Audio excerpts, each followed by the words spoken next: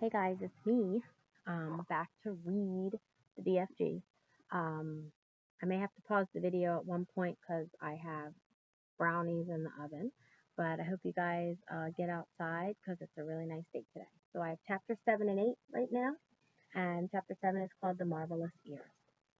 Back in the cave, the big friendly giant sat Sophie down once again on the enormous table. Is you quite snugly there in your nightie? He asked. You isn't fridgy cold. I'm fine, Sophie said. I cannot help thinking, said the BFG, about your poor mother and father. By now they must be jipping and scumping all over the house, shouting, Hello, hello, where is Sophie gone? I don't have a mother and father. I don't have a mother and father, Sophie said. They both died when I was a baby. Oh, you poor little scrumplet, cried the BFG. Is you not missing them very badly? Not really, said Sophie, because I never knew them. You is making me sad, the BFG said, rubbing his eyes. Don't be sad, Sophie said. No one is going to be worrying too much about me. That place you took me from was the village orphanage. We are all orphans in there. You is an orphan? Yes. How many is there in there? 10 of us, said Sophie, all little girls. Was you happy there? The BFG asked. I hated it, Sophie said. The woman who ran it was called Mrs. Clonkers, and if she caught you breaking any of the rules, like getting out of bed at night or not folding your clothes, you got punished. How is you getting punished? She locked us in the dark cellar for a day and a night without anything to eat or drink. The rotten old rasper, cried the BFG. It was horrid, Sophie said. We used to dread it. There were rats down there. We could hear them creeping about. The filthy old wiggler, shouted the BFG. That is the hardest thing I is hearing for years. You is making me sadder than ever. All at once, a huge tear that would have filled a bucket rolled down one of the BFG's cheeks and fell with a splash on the floor. It made quite a puddle. Sophie watched with astonishment. What a strange and moody creature this is, she thought. One moment he is telling me my head is full of squash flies, and the next moment his heart is melting for me because Mrs. Clonkers locks us in the cellar. The thing that worries me, Sophie said, is having to stay in this dreadful place for the rest of my life. The orphanage was pretty awful, but I wouldn't have been there forever, would I? All is my fault, said the BFG. I is the one who kid snatched you. Yet another enormous tear welled from his eye and splashed onto the floor. Now I come to think of it, I won't actually be here all that long, Sophie said. I is afraid you will, said the BFG. No, I won't, said Sophie. Those brutes out there are bound to catch me sooner or later and have me for tea. I is never letting that happen, said the BFG. For a few moments the cave was silent. Then Sophie said, May I ask a question? The BFG wiped the tears from his eyes with the back of his hand and gave Sophie a long, thoughtful stare. Shoot away, he said. Would you please tell me what you were doing in our village last night? Why you were poking that long trumpet thing into the Gucci children's bedroom and then blowing through it? Aha, cried the BFG, sitting up suddenly in his chair. Now we is getting nosier than a Parker. And the suitcase you were carrying, said Sophie. What on earth was that all about? The BFG stared suspiciously at the small girl sitting cross-legged on the table. You is asking me to tell you wopsy big secrets, he said. Secrets that nobody is ever hearing before. I won't tell a soul, Sophie said. I swear it. How could I anyway? I am stuck here for the rest of my life. You could be telling the other giants. No, I couldn't, said Sophie. You told me they would eat me up the moment they saw me. And so they would, said the BFG. You is a human being, and human beings is like strawbunkles and cream to those giants. If they are going to eat me the moment they see me, then I wouldn't have time to tell them anything, would I? Sophie said. You wouldn't, said the BFG. Then why did you say I might? Because I is brimful of buzzburgers, the BFG said. If you listen to everything I am saying, you will be getting an earache. Please tell me what you were doing in our village, Sophie said. I promise you can trust me. Would you teach me how to make an elephant? The BFG asked. What do you mean? Sophie said. I would dearly love to have an elephant to ride on, the BFG said dreamily. I would so much love to have a jumbly big elephant and go riding through green forests and picking peachy fruits off the trees all day long. This is a sizzling hot, muck-frumping country we live in. Nothing grows in it except snozzcumbers. I would love to go somewhere else and pick peachy fruits in the early morning from the back of an elephant. Sophie was Sophie was quite moved by this curious statement. Perhaps one day we will get to an elephant, she said, and peachy fruits as well. Now tell me what you were doing in our village. If you is really wanting to know what I am doing in your village, said the BFG, I is blowing a dream into the bedroom of those children. Blowing a dream? Sophie said. What do you mean?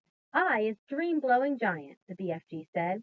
When all the other giants is galloping off every what way and which to swallow human beings, I is scuttling away to other places to blow dreams into the bedrooms of children sleeping. Nice dreams, lovely golden dreams, dreams that is giving the dreamers a happy time. Now hang on a minute, Sophie said. Where do you get these dreams?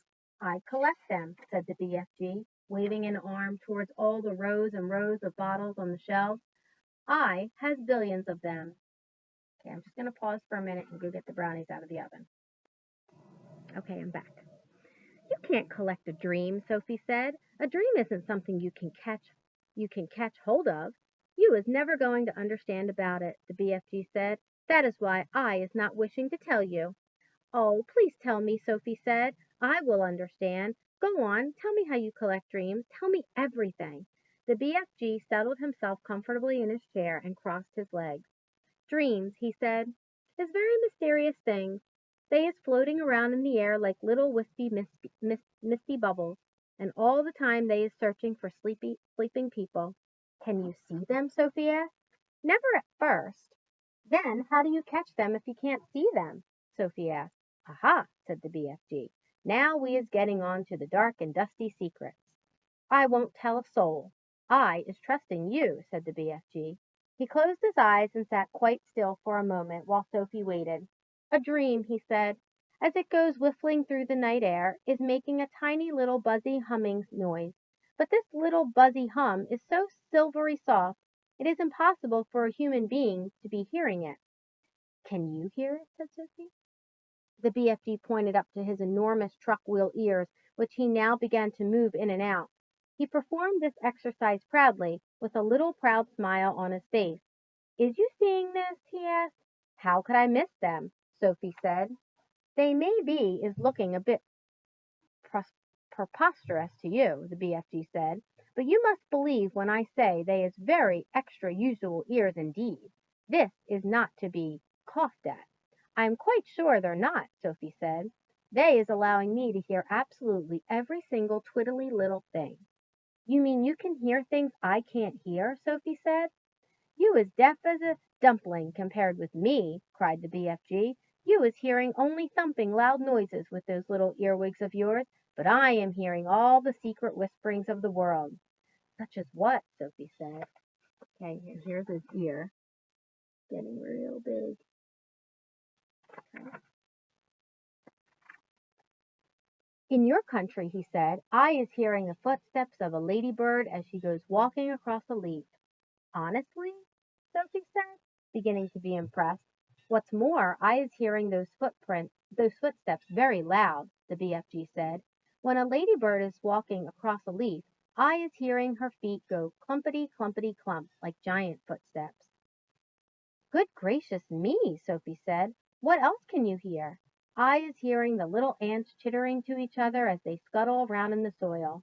You mean you can hear ants talking? Every single word, the BFG said, although I is not exactly understanding their language. Go on, said Sophie. Sometimes, on a very clear night, the BFG said, and if I is swiggling my ears in the right direction, and here he swiveled his ears upwards so that they were facing the ceiling, if I is swiggling them like this, and the night is very clear, I is sometimes hearing faraway music coming from the stars in the sky. A queer little shiver passed through Sophie's body. She sat very quiet, waiting for more. My ears is what told me you was watching me out of your window last night, said the BFG. But I didn't make a sound, said Sophie. I was hearing your heart beating across the road, the BFG said, loud as a drum. Go on, Sophie said, please. I can hear plants and trees. Do they talk? Sophie asked. They is not exactly talking, said the BFG, but they is making noises. For instance, if I come along and I is picking a lovely flower, if I is twisting the stem of a flower till it breaks, then the plant is screaming. I can hear it screaming and screaming very clear. You don't mean it, Sophie cried. How awful! Is it screaming just like you would be screaming if someone was twisting your arm right off? Is that really true? Sophie asked. You think I is swizzle figgling you? Is it is it rather hard to believe? Then I is stopping right there, said the BFG sharply. I is not wishing to be called a fibster. Oh no, I'm not calling you anything, Sophie cried. I believe you, I really do. Please go on. The BFG gave her a long, hard stare. Sophie looked right back at him, her face open to his. I believe you, she said softly. She had offended him. She could see that. I wouldn't ever be fibbing to you, he said. I know you wouldn't, said Sophie. But you must understand that it isn't easy to believe such amazing things straight away. I understand that, said the BFG. So please do forgive me and go on, she said. He waited a little while longer, and then he said, Is it the same with trees as it is with flowers? If I is chopping an axe into the trunk of a big tree, I hear a terrible sound. Let me reread that. It is the same with trees as it is with flowers. If I is chopping an axe into the trunk of a big tree, I is hearing a terrible sound coming from inside the heart of the tree. What sort of sound? Sophie asked. A soft moaning sound, the BFG said. It is like the sound of an old man is making when he is dying slowly. He paused. The cave was very silent. Trees is living and growing just like you and me, he said. They is alive. So is plants. He was sitting very straight in his chair now, his hands clasped tightly together in front of him. His face was bright, his eyes round and bright as two stars. Such wonderful and terrible sounds I is hearing, he said. Some of them you would never wish to be hearing yourself. Some of but some is like glorious music. He seemed almost to be transfigured by the excitement of his thoughts. His face was beautiful in its blaze of emotion. Tell me some more about them, Sophie said quietly. You just ought to be hearing the little You just ought to be hearing the little miceys talking, he said. Little miceys is always talking to each other, and I is hearing them as loud as my own voice. What do they say? Sophie asked. Only the miceys know that, he said. Spiders is also talking a great deal. You might not be thinking it, but spiders is the most tremendous natterboxes. And when they is spinning their webs, they is singing all the time. They is singing sweeter than a nightingale. Who else do you hear? Sophie asked. One of the biggest chat bags is the peddlers, said the BFG. What do they say? They is arguing all the time about who is going to be the prettiest butterfly. That is all they is ever talking about. Is there a dream floating around in here now? Sophie asked. The BFG moved his great ears this way and that, listening intently. He shook his head. There is no dream in here, he said, except in the bottles. I has a special place to go for catching dreams. They is not often coming to giant country. How do you catch them? The same way you is catching butterflies, the BFG answered, with a net. He stood up and crossed over to the corner of the cave where a pole was leaning against the wall. The pole was about 30 feet long, and there was a net on the end of it. Here, here is a dream catcher, he said, grasping the pole in one hand. Every morning I is going out and snitching new dreams to put in my bottle. Suddenly he seemed to lose interest in the conversation. I is getting hungry, he said. It is time for eats.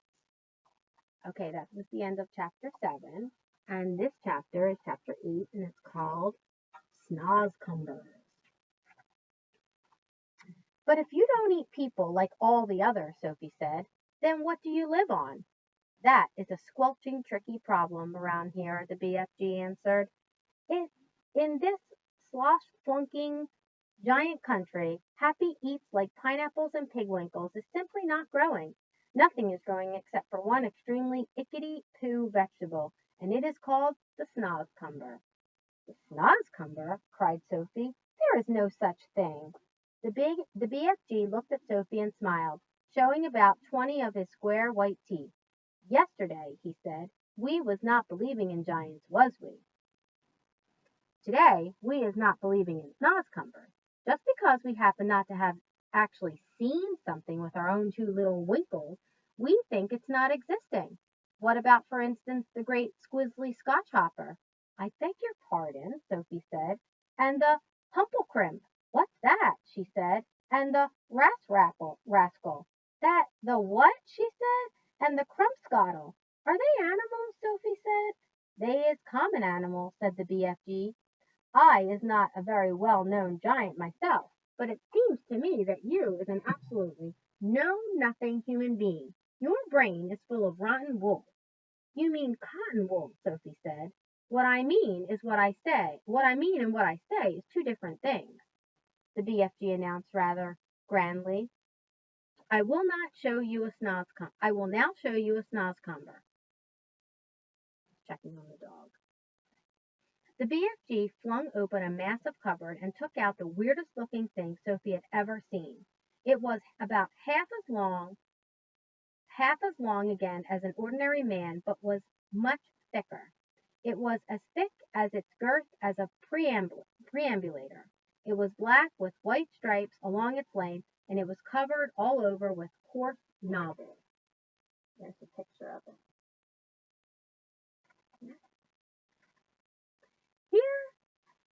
Here is the repulsant snozzcumber, cried the BFG, waving it about. I squoggle it. I mispise it. I dispunge it. But because I is refusing to gobble up human beings like the other giants, I must spend my life guzzling up icky poo snozzcumbers instead. And if I don't, I will be nothing but skin and groans. You mean skin and bones? Sophie said. I know it is bones, the BFG said, but please understand that I cannot be helping it if I sometimes is saying something a little squiggly. I is trying my very best all the time. The big friendly giant looked suddenly so forlorn that Sophie got quite upset. I'm sorry, she said. I didn't mean to be rude. There never was any schools to teach me talking in the giant country, said the BFG, sadly. But couldn't your mother have taught you? Sophie asked. My mother? Cried the BFG. Giants don't have mothers. Surely you is knowing that. I did not know that, Sophie said. Who ever heard of a woman giant? Shouted the BFG, waving the snozzcumber around its head like a lasso. There never was a woman giant, and there never will be one. Giants is always men. Sophie felt herself getting a little muddled. In that case, she said, how were you born? Giants isn't born, the BFG answered. Giants appears, and that is all there is to it. They simply appears, the same way as the sun and the stars. And when do you appear? Sophie asked. Or when did you appear? Sophie asked. Now how on earth could I be knowing a thing like that? Said the BFG.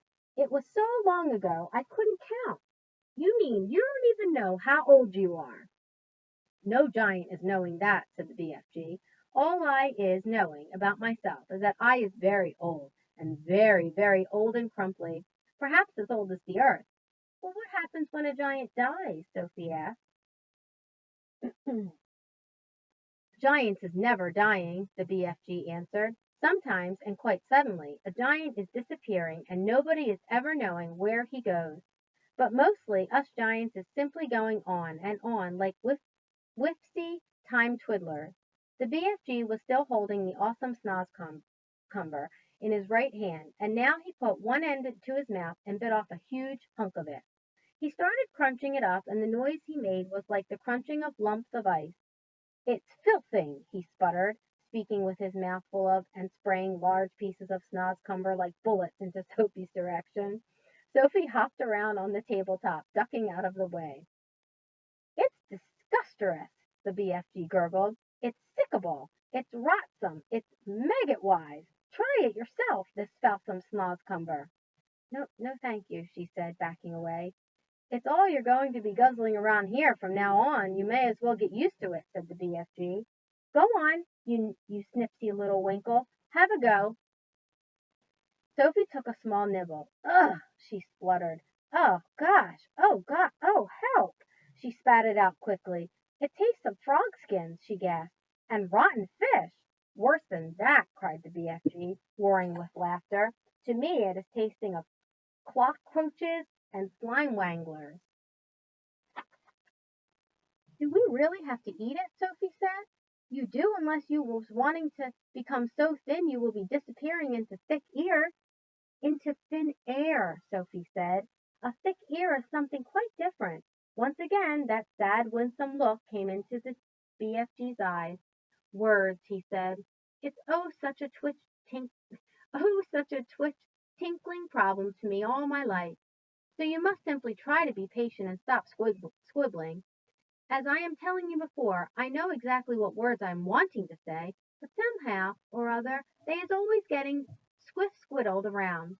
That happens to everyone, Sophie said. Not like it happens to me, said the BFG. I is speaking the most terrible Wiglish. I think you speak beautifully, Sophie said. You do? Cried the BFG, suddenly brightening. You really do? Simply beautifully, Sophie repeated. Well, that is the nicest present anybody has ever given me my whole life, cried the BFG. Are you sure you is not twiddling my leg?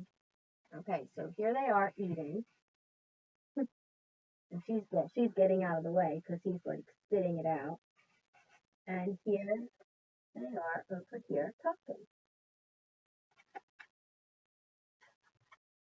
Of course not, Sophie said. I just love the way you talk.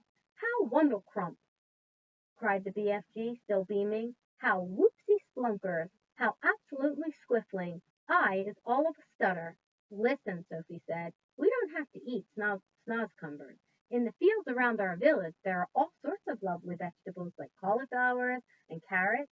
Why don't you get some of those next time you go visiting? The BFG raised his great head proudly in the air. I is a very honorable giant, he said. I would rather be chewing up rotsome snozcumbers than snitching things from other people. You stole me, Sophie said. I did not steal you very much, said the BFG, smiling gently. After all, you is only a tiny little girl. Okay, guys, that's the end of chapter 7 and 8. I'll be back another time with chapters 9 and 10. I am going to get the dog and take him inside for a little bit, and then I'm going to go cut up those brownies and eat them. I'll get the dog for you so you can see him. Hold on a second. Let me pause this. I'll get the dog. Okay, guys, here's CJ. CJ, say hi. He's going to go inside with me now. He's been sitting out here for a while. He was falling asleep. Goodbye, everybody. See you later. See you later.